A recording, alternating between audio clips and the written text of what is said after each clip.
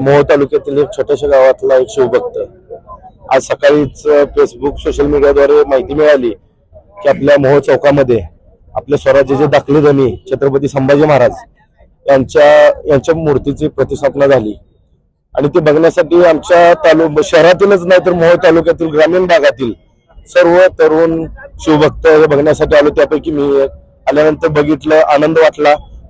खरं तर ही मागणी बऱ्याच दिवसापासून होती, मोहोळच्या चौकामध्ये आपल्या दाखल्या धन्याची मूर्ती असावी, पुतळा असावा आणि त्याप्रमाणे आमच्या शिवभक्तांनी अगदी गनिमी काव्यानं ही छत्रपती संभाजी महाराजांची मूर्ती या चौकामध्ये बसवली।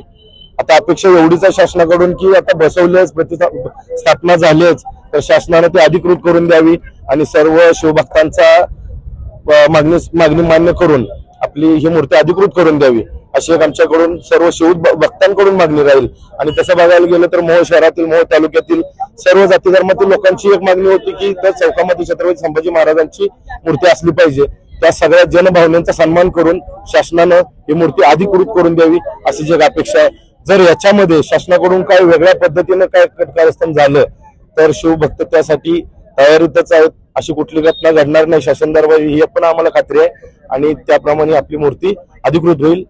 तयारीत आहेत म्हणजे नेमकं काय म्हणायचं? तयारीत म्हणजे असं काही वेगळ्या भावना नाहीत, परंतु या ज्या पद्धतीनं गनिमी काव्यानं युवकांनी मूर्ती बसवली, आज बघताय तुम्ही त्या हजारोच्या संख्येने लोक उपस्थित आहेत, बघतायत कशा पद्धतीने चाललंय आणि प्रशासनाची ही सहकार्याची भूमिका आहे, त्यामुळे विपरीत काय घडणार नाही एवढं नक्की आहे। मी संजय साठे, शिवभक्त, मोहोळ। रात्रीच्या वेळेस मूर्तीची स्थापना केली आम्ही, त्याच्यानंतर प्रशासन इथं आलं। प्रशासनाबरोबर आमच्या समन्वय समितीची बोलणी चालू आहे, त्यांच्याबरोबर बैठक चालू आहे। आता प्रशासन आणि समन्वय समिती जी काही निर्णय घेतील तो समजेलच थोड्या वेळानं, ते काय अजून बाहेर आले नाहीत त्या चर्चेतून। पण आमची एवढीच मागणी आहे की ज्या छत्रपती शिवाजी महाराजांनी स्वराज्य स्थापन केलं त्यांचे धाकटे सुपुत्र छत्रपती धाकटे धनी छत्रपती संभाजी महाराज यांचे पुतळ्याची इथं स्थापना केलेली आहे। पुतळ्याच्या समोरून जो जातो तो रस्ता आहे पालखी मार्गाचा, ज्या छत्रपती संभाजी महाराजांनी तुकाराम महाराजांच्या पालखीला संरक्षण दिलं, आज जर त्या छत्रपती संभाजी महाराजांच्या पुतळ्या हटवण्यासाठी जर प्रशासन काही हालचाल करत असेल तर ही खेदाची गोष्ट आहे।